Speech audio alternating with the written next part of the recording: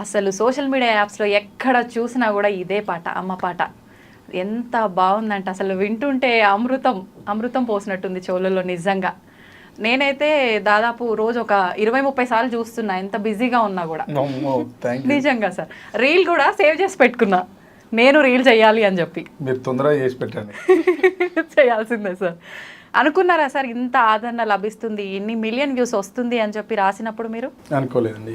అమ్మ పాట కదా, ఎవరు రీచ్ అయింది మామూలుగా, ఈమెకు మంచి పేరు వస్తుంది, మేము మంచి ప్రాజెక్ట్ చేసినాం అనే గుర్తింపు ఉంటుంది, అట్లా అనుకున్నాం. కానీ ఇంత హ్యూజ్ నేమ్ వస్తుంది, ఇంత హిట్ అవుతుంది, ఇంత వైరల్ అవుతుంది, అసలు ఇంత కనెక్ట్ అవుతారు అందరని ఎక్స్పెక్ట్ చేయలేదు నేను.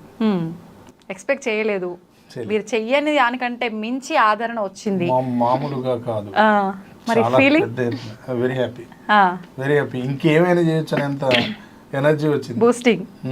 రియల్ అంటే మనం చేసిన ప్రాజెక్ట్ అందరు ఎంజాయ్ చేస్తే, అవును, ఎంజాయ్ చేస్తున్న వాళ్ళకంటే మనకి ఎక్కువ కిక్ వస్తుంది, మనకి ఇంకేదైనా చేయాలి వీళ్ళ కోసం అనిపిస్తుంది. అవునవును, అది ఇచ్చిండ్రు సార్ నాకు అమ్మ పాటతో. నిజంగా ప్రస్తుత రోజుల్లో చూసుకుంటే అమ్మ పాట అనగానే చాలా వరకు స్లో అయిపోయిందనే చెప్పాలి. అమ్మ అంటే ఒక ఫీలింగ్, ఆ వైబ్రేషన్ ఉన్నా కూడా ఆ సాంగ్స్ విషయానికి వస్తే ఏముండదు, మిగతా పాటలకి ఉన్నంత బూస్టింగ్ ఈ సాంగ్స్కి ఉండదు. అయితే సార్, మీరు ఎన్ని లాంగ్వేజెస్లో ఈ పాటని రాశారు? ఎస్ సార్, తెలిసింది. మొత్తం 5 భాషలండి. తెలుగులో నేను రాసినాను. తెలుగులో నేను రాసిన దాన్ని ఈ మాతృకను తీసుకుని హిందీలో రఖీ బాలం గారు, చాలా ఫేమస్ లిరిక్ రైటర్ అక్కడ. ఇప్పుడు పుష్ప 2 కూడా ఆయన రాసినారు, RRR ఆయన రాసినారు, బాహుబలి కూడా వర్క్ చేసినారు ఆయన. మంచి పెద్ద లిరిక్ రైటర్ ఆయన. తర్వాత కన్నడలో వరదరాజు గారు, సేమ్ మూవీస్ అన్ని మళ్ళీ కన్నడలో అతను రాసినాడు. ఇప్పుడు పుష్ప 2 కూడా అతనే రాసింది. చాలా మంచి పెద్ద లిరిక్ రైటర్ ఆయన కూడా. ఆయన కన్నడంలో రాసినారు. స్నేహన్ గారు అని లిరిక్ రైటర్, కమల్ హాసన్ గారికి బాగా అత్యంత సన్నిహితులు, ఆయన సినిమాలకు అక్కడ రాస్తుంటారు. ఆయన చేత తమిళ్లో రాయించిన తమిళ్ లిరిక్ చాలా బాగుంటుంది అది కూడా. ఇప్పుడు 3 భాషలు పాడేసింది.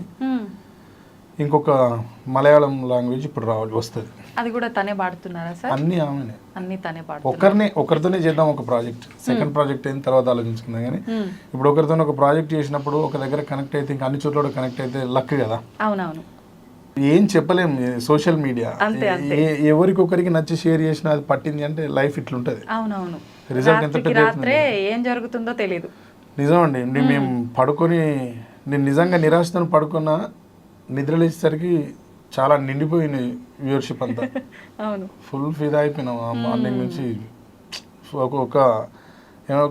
ఒక హైలో ఉన్నాం మేము గత ఒక 4-5 రోజుల నుంచి. అసలు ఎక్స్పెక్ట్ చేసింది కాదు కదా, ఏమైనా జరగవచ్చు. అట్లాంటి మంచి కల్చర్ ఏర్పడ్డ పాటని ఒకే అమ్మాయిని అన్ని చోట్ల ఒకే వాయిస్ అన్ని చోట్ల ప్రజెంట్ చేసి చూద్దామని డిసైడ్ అయ్యి టక అన్ని కొట్టేసినాం. ఓకే, అంటే ఇప్పుడు ఈ పాటకి ఇంత ఆదరణ వచ్చిన తర్వాత అనుకున్నారా? లేదండి, స్టార్టింగ్ లోనే అన్ని లాంగ్వేజెస్ రాసాను. మలయాళం ఇప్పుడు అనుకున్నాం కొత్తగా, అంతే. ఫస్ట్ టైం అనుకున్నాం చేస్తే పాన్ ఇండియా సబ్జెక్ట్ ఒకసారి చేసి చూడాలని అనిపించింది నాకు. అదొక పిచ్చ పట్టుకొని చేసిన పాటను కూడా, అమ్మ పాటను కూడా మోడర్న్ గా ప్రజెంట్ చేయాలనిపించింది. అప్పుడు చక్రి గారు అమ్మ నాన్న తమిళమ్మాయిలో నీవే నీవే నీవే నేనంట, ఆ పాటలో ఎక్కడ కూడా అమ్మ ప్రస్తావన ఉండదు అమ్మ అని, కానీ పాట అద్భుతంగా ఉంటుంది. అమ్మ అనే ప్రస్తావన ఉండదు, అమ్మ అని అన్నారు ఎక్కడ కూడా. ఆ పాట మొత్తం వినండి, అమ్మ అని అన్నాడు. మీనింగ్ బాగుంటుంది. అమ్మ అని అనకుండా అమ్మ పాట చేసినారు అప్పుడు, అదొక హిట్. అట్లనే ఇప్పుడు మనం కూడా ఏదైనా చేస్తే ఒక వెస్టర్నైజ్డ్ చేయాలని అనుకున్నాం. ఈ పాట నేను 20 years బ్యాక్ రాసిన, ఇప్పుడు కాదు. అప్పుడే ఈ ట్యూన్ చేసిన.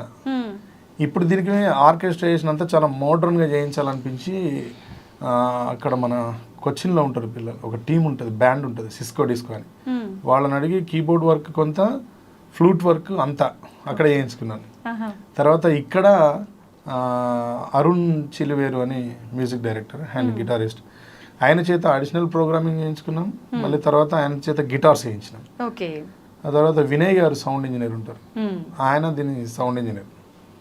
వోకల్స్ ఇక్కడ రామ్ గండికోట అనే తమ్ముడు, sound engineer Ram Gandikota and Anand Paul అనే అబ్బాయి, వీళ్ళిద్దరు వోకల్స్ రికార్డ్ చేశారు అన్ని లాంగ్వేజెస్. అట్లా అట్లా అందరి మంచి మంచి వాళ్ళందరి హెల్ప్ తీసుకొని చేసినాం మాకు తెలియకుండానే. అట్లా అట్లా దీన్ని మోడర్నైజ్గానే చేసినాం. కానీ మోడర్నైజ్గా చేసిన తర్వాత మేము అనుకున్నాం ఏంటంటే రీచ్ అయిద్దా ఈ పాట అని యూట్యూబర్స్ అందరిని అడిగిన. మదర్ సాంగ్ మీద ఇంత ఇన్వెస్ట్మెంట్ చేయకండి మీరు, మదర్ సాంగ్ మీద మీరు ఎక్స్పెక్టేషన్ పెట్టుకోవద్దు, రీచ్ అవ్వదు, వినర్ ఫస్ట్ ఎవరు అమ్మ పాట అని చెప్పిన. అక్కడ నుంచి నిరాశ వైపోయినాం. కానీ ఏది ఏమైనా మంచిది రిలీజ్ చేసినా కానీ చివరిగా ఒక నిర్ణయానికి వచ్చి రిలీజ్ చేసినాం. అది రిలీజ్ చేసిన తర్వాత కూడా మే 5కు వదిలితే మే 17, 18 అట్లా పాట రేజింగ్లోకి వచ్చిందండి. అసలు లింక్ చూడడం మానేసిన నేను. ఓకే అమ్మ పాట స్లోగా మళ్ళీ మదర్స్ డేకి మళ్ళీ యాక్టివ్ అయింది, ఈలోపు మనం ఇంకా వేరే పాట ఏం చేద్దాం అనే ఆలోచనలో ఉన్నాం. కానీ అది 17th, 18th డేట్ నుంచి నోటిఫికేషన్స్ వస్తూ ఉంటే ఒకరోజు ఓపెన్ చేస్తే అసలు ధారాపాతంగా పోతుంది మార్నింగ్. అంటే మీరు ఓపెన్ చేసే వరకు మీకు ఎవరు చెప్పలేదా, మీ ఫ్రెండ్స్ అండ్ ఫ్యామిలీ ఇలా ఉంది అని? ఎవరు చెప్పలేదు. అంటే ఎవరు అసలు ఒక మూడ్లో ఉన్నాం, పని పని పని పని ఆ పనిలో ఉన్నాం. ఆయన డిఎస్ రావు గారు అని ఉంటారు, ఆయనకు ఒక ఫిలింకి వాళ్ళ అబ్బాయిని పెట్టి సినిమా చేస్తున్నారు, పాట రాయాలంటే ఆ పాట రాసే పనిలో ఉన్నా. ఇంకా నేను ఇది అసలు మొత్తమే ఎప్పుడైతే ఇది డ్రాప్ అవుట్ అయిందో అప్పుడే వదిలేసి పని మీద పడిపోయినా. ఆ రోజు నుంచి మళ్ళీ దీన్ని కామెంట్స్ చదవడం, ఏమంటున్నారు చూడటం, అందరు ఏ అభిప్రాయంలో ఉన్నారు, పాట ఎట్లా ఆదరిస్తున్నారు, ఇవన్నీ ఇంకా చెక్ చేస్తూ పోతున్నాం అంతే. ఇప్పుడు మనం ఇంటర్వ్యూలో ఉన్న ఈ టైంలోనే నా ఛానల్ కూడా 1 lakh సబ్స్క్రైబర్స్ దాటుతుంది. అక్కడ ఉంది ఇప్పుడు, అంత రీచ్ ఉంది. ఓకే, సోషల్ మీడియా, ఇన్స్టాగ్రామ్ ఇవన్నీ కూడా ఒక రీజనే కదా సార్ ఇది ఇంత వ్యూస్ రావడానికి? అసలు సోషల్ మీడియాలో ఉన్న అమ్మాయిలకి, అమ్మలకి అందరికీ నేనైతే రుణపడి ఉంటా అమ్మా. 100% ఈ అమ్మాయి, నేను, మా టీం అంతా రుణపడి ఉంటాం. వాళ్ళు ఎత్తుకోవడం వల్లనే ఈ పాటకి ఇంత క్రేజ్ వచ్చింది, వాళ్ళు ఆదరించడం వల్లనే ఇప్పుడు మనం ముగ్గురం కూర్చుని మాట్లాడుకునే స్థితికి వచ్చింది. మనం ముగ్గురం కూర్చుని మాట్లాడే స్థితికి వచ్చింది. ఈ పాట కూడా 30 లక్షలు దాటే స్థితికి వచ్చింది.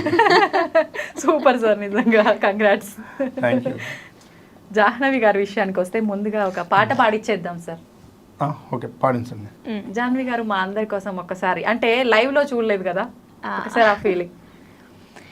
అమ్మ పాడే జోల పాట అమృతాని కన్న తీయనంట, అమ్మ పాడే లాలి పాట తేనెలూరి పారే ఏరులంట, నిండు జాబిలి చూపించి 2 బుక్కలు గిల్లేసి, నిండు జాబిలి చూపించి గోటితో బుక్కను గిల్లేసి, ఉక్కును పట్టి ఊయలలోపే అమ్మాలాలనా, ఊపిరి పోసే 100 ఏళ్ళ నిండు దీవేనా.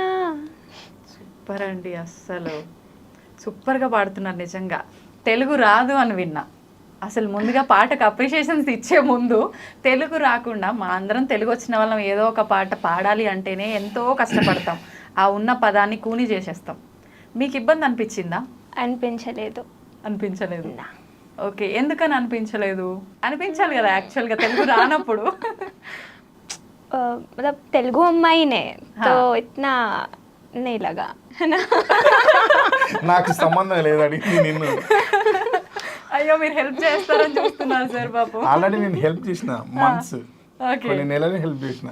అది పాట విషయంగా కదా సార్. ఇప్పుడు మాట్లాడాలి. ట్రై చేస్తున్నా. Very good. ట్రై ఇంగ్లీష్ అయిపోయింది, చేస్తున్నా తెలుగు. ఓకే, ప్రయత్నిస్తున్నా. Okay, super. నిజంగా మీ పాట విని అందరికీ అమృతం పోసినట్టయితే ఎవరికుందో, మీరు ఇచ్చిన ఇంటర్వ్యూల్లో అంటే తనకి తెలుగు రాదు అనగానే మీ ముద్దు ఆ క్యూట్ తెలుగు పదాలు వినడానికి వెయిట్ చేస్తున్నారు జనాలు.